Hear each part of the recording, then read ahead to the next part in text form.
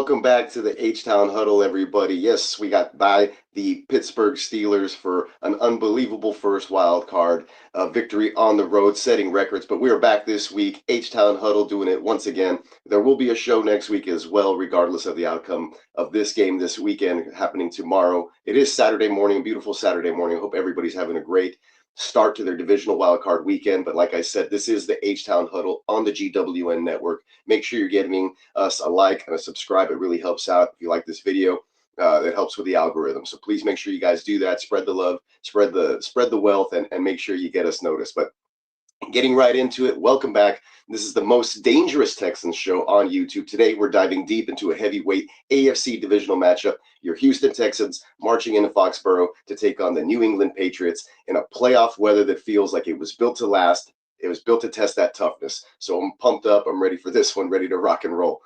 Houston enters this game riding a 10-game winning streak, the longest in the NFL. Patriots, they're fresh off their first playoff win since 2018, and they've got their franchise quarterback and their shutdown corner both healthy for this chess match. Can't wait for this one. Really, really excited, folks. It's going to be a great match happening tomorrow afternoon, early slate for this one. It's going to be a cold weather war, and this is Texans football in January. What more could you ask for? So really pumped, really excited for this.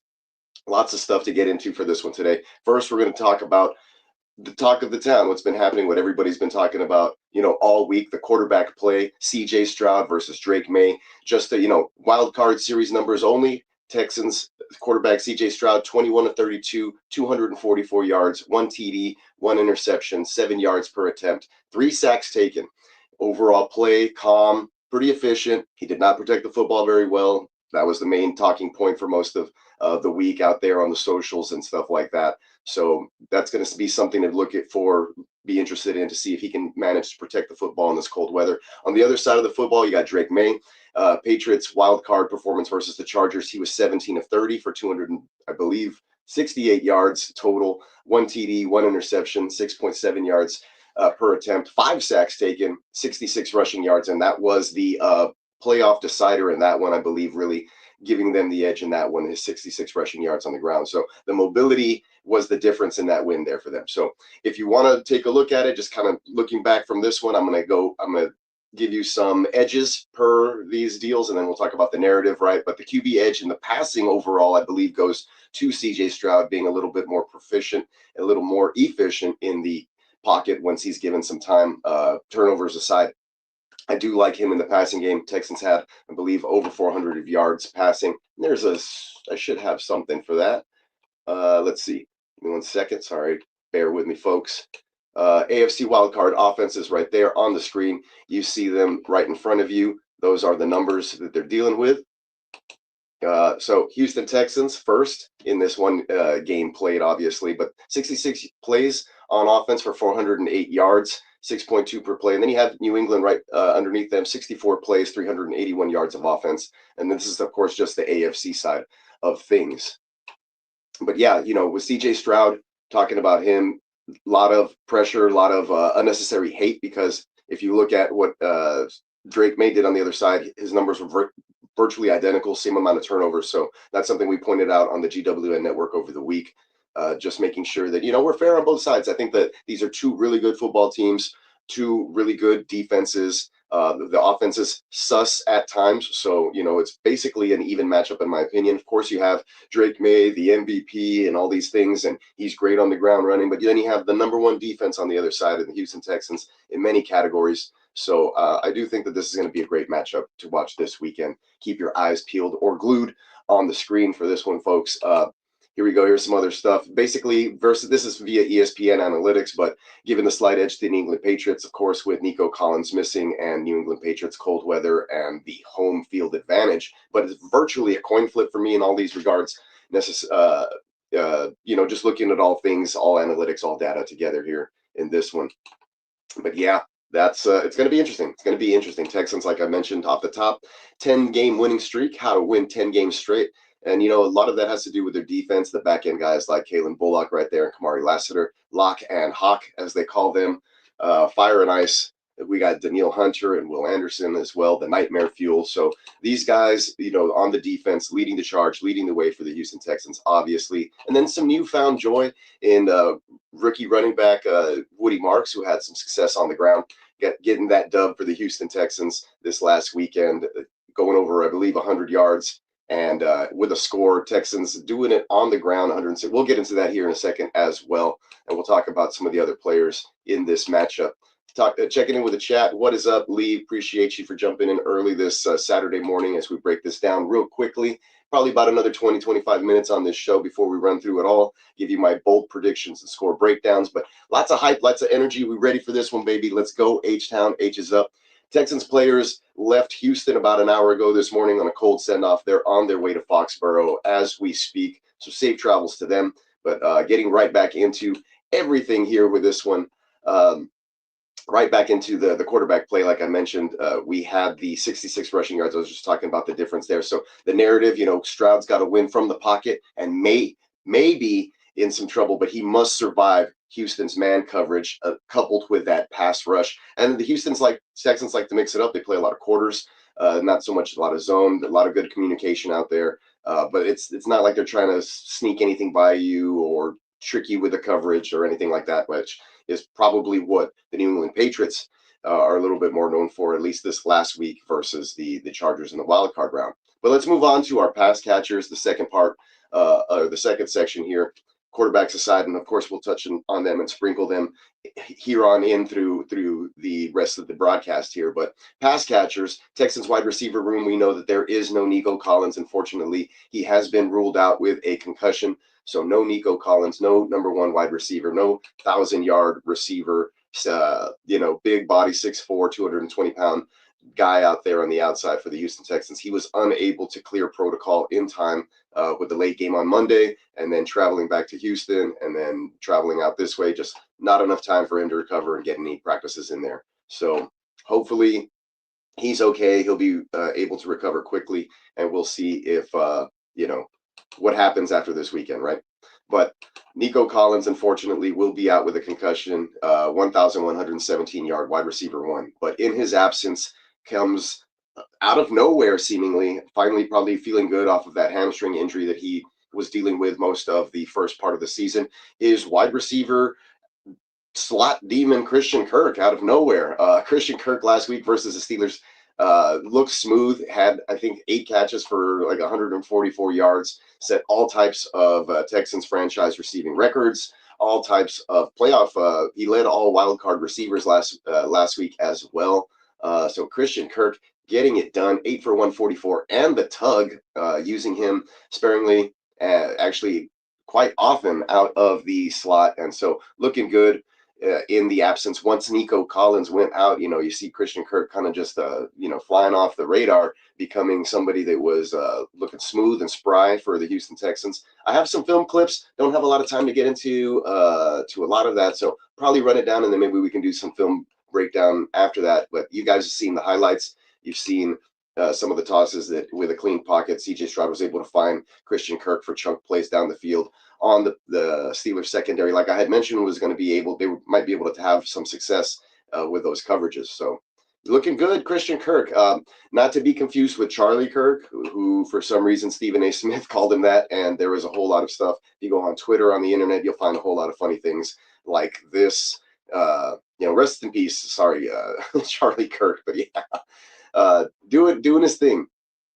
I did talk about this being one of those crazy matchups, one for the ages. We have Drake Maye being first in passer rating, and then of course our Houston Texans secondary second in passer rating allowed. So it's just going to be a battle of wits. This is going to be a great one. This is what football's all about. Texans have, the history's not on the Texans side as far as the divisional round goes, but I think this is the year for them to have streaks be broken, for them to break those curses. They already did it last week. First time in history that they get a road win in the playoffs. They've entered the playoffs every year as the division champion, so they end up hosting a wild card game on a Saturday. This time they were on the road on a Monday night out there in Steeler land, and they took care of business. It ended up being a blowout, albeit fourth quarter heroics from the defense, while CJ Stroud struggled a little bit, but that's nothing to like just bat an eye at. The Houston Texans offense also scored 2 touchdowns, 1 on the ground, 1 in the air. And like I mentioned, 408 yards of total offense on a pretty good Steeler defense, who's playing pretty well at the time at home in a playoff game. So, I think that greatly exaggerated were the struggles of the Houston Texans offense last week, and I know we saw it, and it was a defensive battle and all that, but the turnovers and the turnover in the red zone, very uncharacteristic of CJ Stroud, very uncharacteristic of just the way he plays in general. All of his other previous red zone attempts before that, hadn't thrown a red zone interception. He had 34 red zone TDs before that without an interception. So just uncharacteristic. But at the last time, or the last 3 games where CJ Stroud himself has had bad games like this, bad performances with 3 or more turnovers. Actually, he's never had 3 or more, but 3 turnovers. There's been 3 occasions. Each one of those games, the Houston Texans have still won. So that's crazy. When he has a bad game, the rest of the team kind of helps and picks him up. And, vice versa. I've seen CJ Stroud, when defense was struggling many years ago in his rookie year and halfway through his sophomore year, just pick up the team and do what needed to be done to elevate his game. So glad to see everybody acting and behaving as a cohesive unit, not getting their heads down, having faith in CJ Stroud even when things aren't going well. I believe that the defense is the same thing. If they end up giving up a big play, I think that they just turn right back around and they're able to answer the call, So a lot of confidence in this team. I think that they match up very well with this New England Patriots team on the road in Foxborough. And revenge narrative, man, just revenge narrative. They've always gotten us out there. Texans are 0-2 in the divisional round versus Tom Brady. And then, this ain't the Tom Brady Patriots. I know that this is, it's a different team and Vrabel's a good coach, but, I just have a great feeling about this. Just going in there, even without our wide receiver 1, Nico Collins, and with them having Christian Gonzalez back, regardless. I mean, Christian Kirk stepped up, great. Hopefully he can do something like that again. Like I said, smooth, reliable. He's a chain mover. Will he be shadowed by Christian Gonzalez? Probably not, right? So CJ Stroud just being available to see who's open, make some plays. Can't forget about guys like Jaden Higgins, Jalen Noel, the rookies who need to step up. And then, of course, we'll get into it here in the next section. But let's just for a moment talk about Kayshon Boutte real quick. 4 catches for 68 yards last week. He is explosive after the catch. Patriots like to scheme him open on crossers. The matchup note, like I mentioned already, Christian Gonzalez clearing. So Texans wide receivers like Higgins and Noel and all those other guys, Xavier Hutchinson perhaps need to step up. And they've always been kind of reliable there for CJ Stroud when Nico Collins has been out. So let's get those 3 Iowa State boys, Hutchinson, Higgins, Noel, out there doing things. And then, of course, we'll talk about Mr. Dalton Schultz, the tight end, the Texans tight end 1, on there on the perimeter. So last week for him, did his part. He's a safety valve for CJ Stroud. He had 4 catches for 48 yards. And then I would obviously expect an increase in target production this week with the absence of Nico Collins. On the other side, Hunter Henry, the Patriots tight end 1, had 3 catches for 29 yards versus the Chargers. He's always a red zone threat, and the Patriots use him very well on play action seams up the middle. So there is a slight edge, I believe, in the volume, the trust, and maybe the impact that might be had with Dalton Schultz in this game. So hopefully that comes to fruition, and that's a way that the Texans can keep moving the chains as well, not having to rely solely on Christian Kirk maybe underneath or Jalen Noel. Hopefully Jalen Noel is part of the game plan this week, and I've been waiting for a big special teams breakout return. Hopefully he can get something going for us in that regards and have a spark on offense for the Texans. Quickly, we'll move into the running backs real quick now.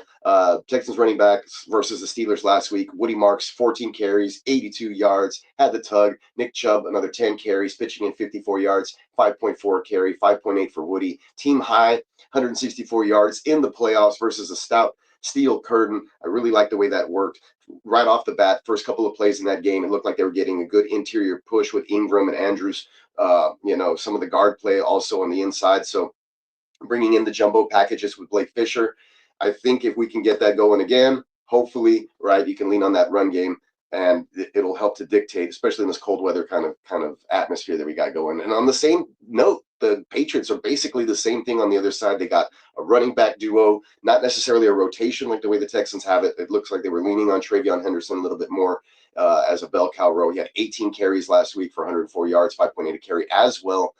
Team total of 146, virtually identical here, just a few less rushing yards than the Texans. But I will give an edge to nobody in this one in that sense. That I think that both teams are pretty even. You got Ramondre Stevenson, as we call him, out there. He had, I think, a 50-something yard reception last week to kind of help boost his numbers, but it was all TreVeyon Henderson. I think the Texans really good, really stout versus stopping the run, especially on early downs. They play that base defense. They're not disguising anything.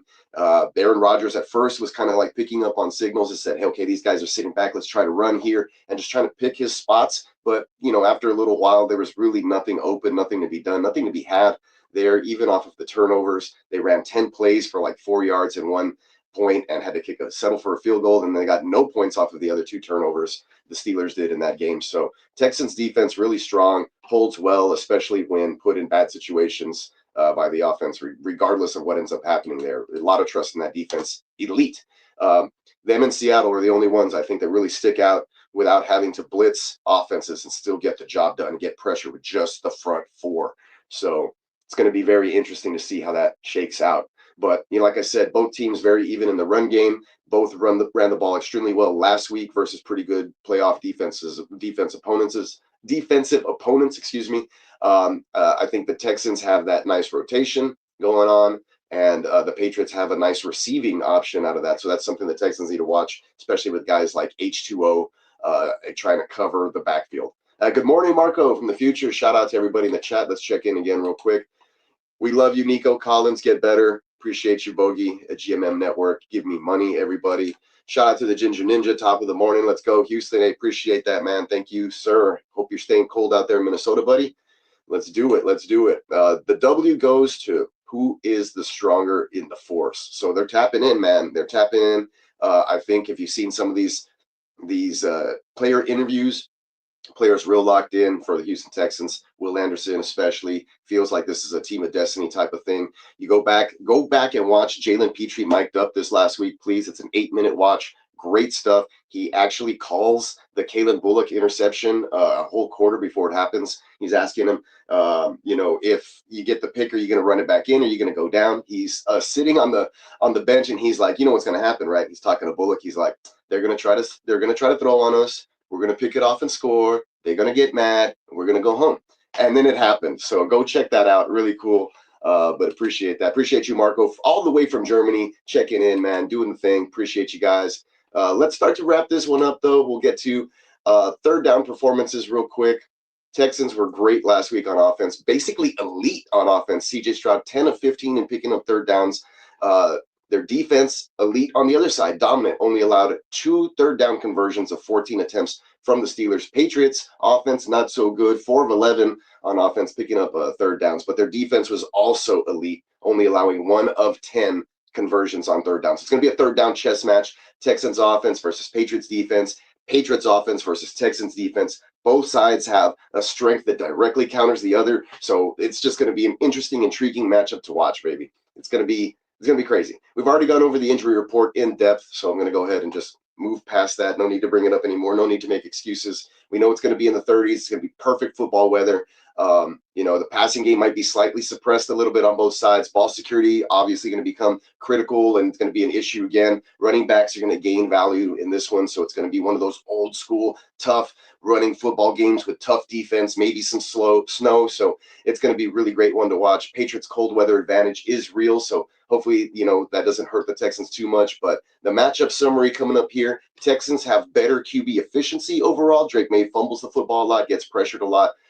They have the better third down offense. They have the best defense in the NFL is in the EPA per play. And they're a turnover machine. They're plus 17 on the season in the turnover margin. Patriots have the advantage for home field. They got the cold weather stuff going for them. They have an elite pass defense that likes to mix up coverages and confuse quarterbacks. Christian Gonzalez is back and healthy. And of course, they have what everybody's talking about and why the Patriots are going to win, according to their fan base. It's because they have Drake Maye's mobility, right? So all that said, we're moving on to the last, or my favorite portion of the entire program here. This is where I give you my personalized projections, how I see it breaking down. My final score projection on this one, I got them actually taken right in line with what the over-under is or whatever, but actually I'm going to hit it just a tad over. We're going to go Texans defense helps out 23-20 Patriots the Texans over the Patriots. That's why I think the Texans are going to win. They're going to force 2 turnovers. Point. The Texans are going to run for 140 yards maybe, Again, we'll see what happens there, but Drake Maye may struggle versus the man coverage. The game's going to probably be decided in the last final minutes of this game, probably coming down to the last 5 minutes of in the fourth quarter. Hopefully it doesn't come down to the field goal, but that's the way I have it playing out. 23-20, Texans over the Patriots. Bold prediction time. Woody Marks breaks 90 yards rushing. Number one, be great. Dalton Schultz scores a touchdown. It's been a while since he got into the end zone. No Nico Collins this week. I think that, he may find a crease. They're going to maybe put in a package there for Dalton Schultz near the red zone. And when they get in there, take a shot at the big body tight end who has sure hands. Next, bold prediction. Texans defense gets, count them, 1, 2, 3, 4 sacks on Drake Maye. They allowed 5 last week. The Patriots offense did versus the Chargers. I think the Texans can get at least 4 in this one. Christian Gonzalez holds Captain Kirk under 60 yards receiving, but the Texans win the turnover battle. This is the moment, H-Town. Cold weather, road playoffs, defense versus defense, Stroud versus Maye, Boutte versus the Lone Star Lockdown Fantastic Four, Christian Gonzalez versus everybody else, our defense versus theirs. Who's going to take it all, baby? Who knows? But tune in. Let's watch the Houston Texans kick some butt next week. I'll catch you guys on the next one.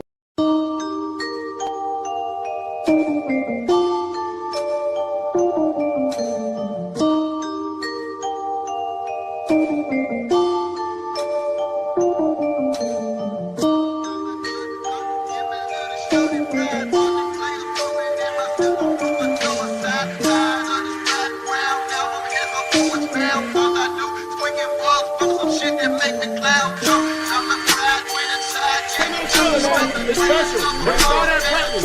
We practiced off this week, man. Them boys are tired. Let's keep it up this week, man. Texans!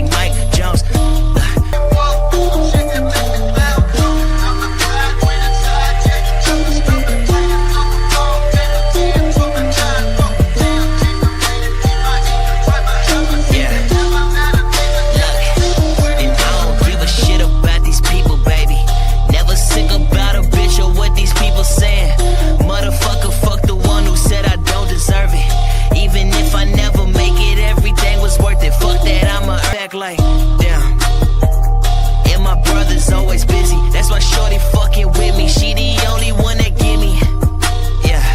And I rode this here for 2. I just hop up in the whip. I hit up 6. She smoke it with me. Little bitch.